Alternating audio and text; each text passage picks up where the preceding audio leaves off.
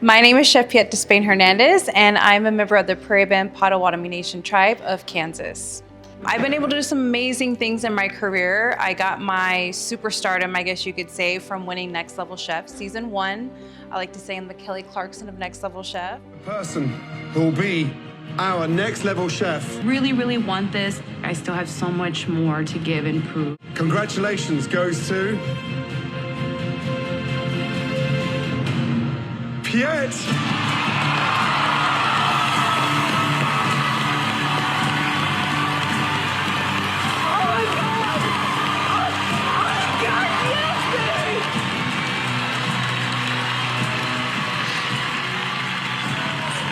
I know what I've come from. I know the battles. I know the grit and the fight that I put out. Living out of my car, trying to make this dream happen. Oh my God. I never thought to myself that I was capable of doing something like this. I am the next level chef. Pyet, that last course was the show winner. Absolute utter perfection.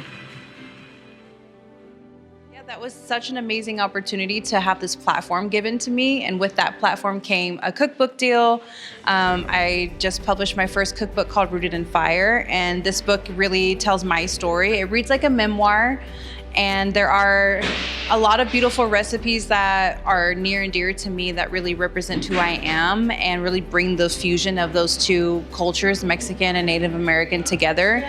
And there's a lot of storytelling involved, and there's also a lot of Potawatomi language. So our language is unfortunately on the verge of being extinct, and so we want to make sure as Potawatomis and as Indigenous people in general that we're doing our due diligence and making sure that we're keeping our culture and our language alive, because once we lose our language, then the rest kind of falls after that, and it really makes a lot of sense as an individual to say, this is where we come from and this is our language.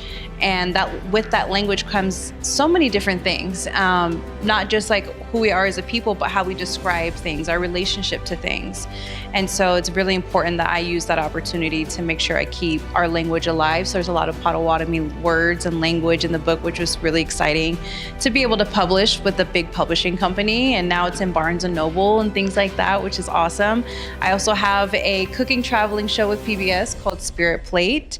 And there's 6 episodes where we travel around Indian country and get to highlight the indigenous foodways of each of these tribal communities, but also highlight the people that are doing the real work in their communities to make sure they're keeping their food sovereignty rights alive, making sure they're keeping their food traditions alive, preserving seeds and just methods of cooking, and teaching the next generation, teaching myself. And so it was really amazing to be able to go from Alaska to Hawaii, all the way to my tribe in Kansas, over to Onondaga Nation and New York. And it was just all over the place. And the fact that regionally there are all these beautiful ingredients and stories that we can highlight, it just shows that we as Indigenous people of the Americas have so much to give.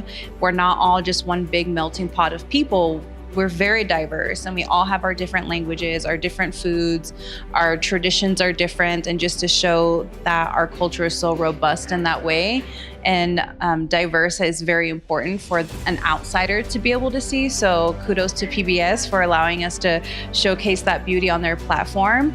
And I've been on some other shows like Chopped, Tournament of Champions, a lot of Food Network stuff, but I would say the best and most privileged thing that I've been able to do yet is to travel amongst Indian country and be able to teach our youth how important it is to lean into the authenticity, to lean into our culture, because they are the future. And if we're not teaching them that importance, then who knows what's going to happen to their culture after that. So it's trying to explain to them, like, culture's cool. It's good to be different. It's good to be authentically you, because what happens when you just blend in with everybody else? There's no fun in that. And that's the beauty about the world, is there's so many different cultures and languages, and people look different, they sound different, and that's the beautiful thing about humanity. How boring would it be if we all just looked the same? So I try to make sure that I'm instilling that in them, and also just teaching them how to take care of their minds, their bodies, their spirits through food, because food is medicine, and making sure that we honor those relatives. What inspired me to be a chef was the fact that I grew up in a family that owned restaurants. Everyone on my dad's side of the family was super competitive, but also very passionate about their cooking.